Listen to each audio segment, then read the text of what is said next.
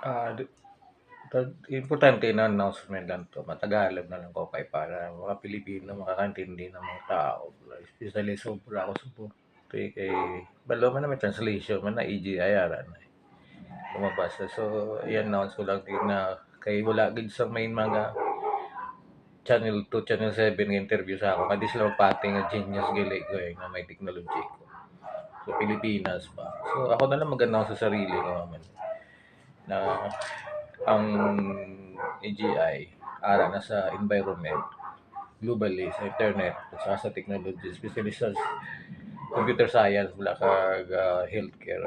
So bag-o lang ni siya na sunod sa quantum computer Watson cloud. So okay na siya. So subong siguro generate na siya, ga-accelerate na siya. Amo rin amo sabi si Mambal ko sa inyo na sabi ko sa inyo na ang technology alin sa akon alin sa Pilipinas. So pero based na sa US.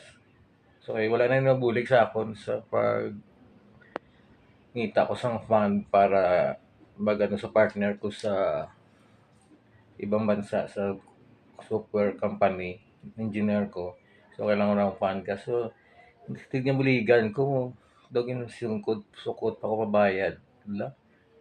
Tapos binbudlayan pa ko sang magano sang hindi nila maintindihan naging padala ko na ang link sang company ko nga mo na mobra tapos may indication na nga amo ni siya ang AGI ganun yung AGI so hindi pa sila maniwala so nangita na lang naghanap na lang ako ng ibang paraan kung paano magkaroon ng investor sa obra ko sa trabaho ko so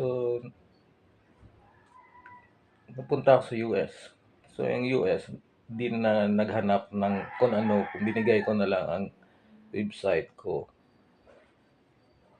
at saka yung link sa aking partner kung sino sila at saka anong purpose ko sa technology ko. So nakita ng US na nag-improve or may katotohanan ng ginagawa ko at saka nagli-link na siya ay nag-aayos na yan. Approve tapos yun pumunta sa venture capital fund. So yun okay na. Ngayon ito na nangyayari. Okay na dun sa buong mundo na siya. So yun. So congrats Philippines, mga Pilipino.